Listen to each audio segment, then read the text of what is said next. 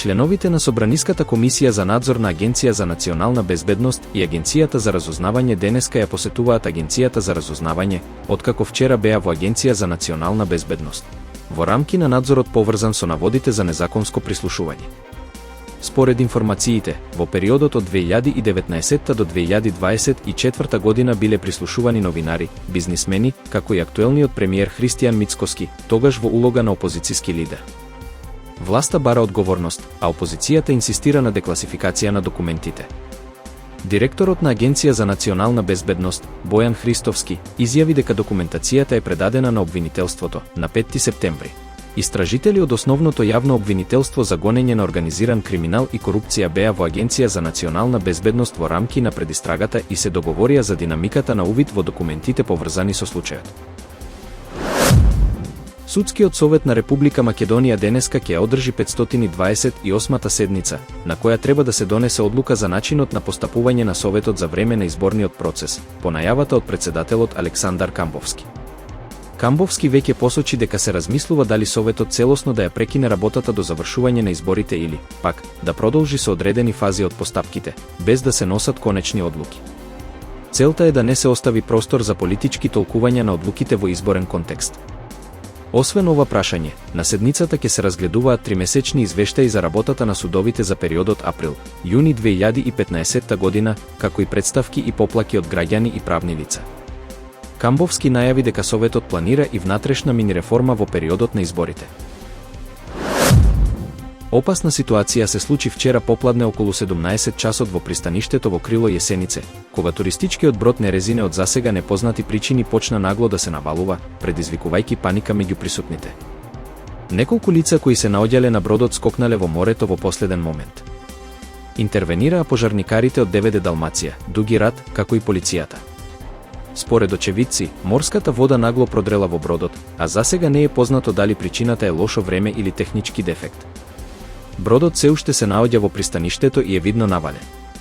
Се слуша пукање на конструкцијата, а надлежните служби работат на утврдување на причините за инцидентот. За среќа нема повредени. Американскиот десничарски активист и поддржувач на Доналд Трамп, Чарли Кирк, беше убиен вчера попладне за време на негов настап на Универзитетот Јута Вали во градот Орем. Стрелецот, кој пукал од покрив на околу 180 метри, се уште е во бегство. Кирк бил погоден во вратот и подоцна им подлегнал на повредите во болница. Настанот се случил пред голема публика, а на социјалните мрежи кружат видеа од моментот на нападот. Полицијата го истражува случајот како таргетиран напад, а американската јавност реагира со шок и поделени реакции. Кирк беше познат по неговите контроверзни ставови и борба за конзервативни вредности преку организацијата Turning Point USA. Тој гласно ги поддржуваше правото на носење оружје, ја негираше победата на Бајден на изборите во 2020 и често се конфронтираше со левичарски ставови. Зад себе остави сопруга и 2 мали деца. Американскиот председател Доналд Трамп разговараше со полскиот председател Карол Навроцки по инцидентот со дронови кои го нарушиле воздушниот простор на Полска. Разговорот е дел од пошироки консултации со сојузниците, според објавата на Навроцки на социјалната мрежа X. Полската армија го оцени инцидентот како чин на агресија, а Варшава побара активирање на член 4 од НАТО, кој предвидува консултации при закана за безбедноста на членка. Рускиот дипломат во Полска, Андрей Ордас, беше повикан на разговор и доби протестна нота, но негираше дека дроновите се руски. Полскиот премиер Доналд Туск информира дека Полска добила поддршка за својата воздушна одбрана од европски партнери и НАТО, вклучувајќи Франција, Германија, Велика Британија и Украина.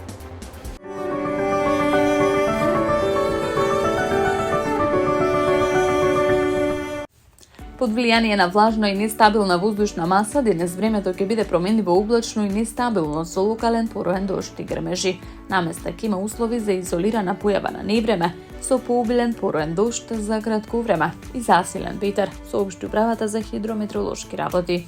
Утре ќе настапи преодно стабилизирање на времето, а во сабота ќе има изолирана појава на нестабилност. Во недела повторно на повеќе места ќе биде нестабилно, со локален дожд и грмежи, наместа со поинтензивни процеси. Во Скопје е променливо облачно, во попладне нестабилно со пороен дожд, грмежи и засилен ветер.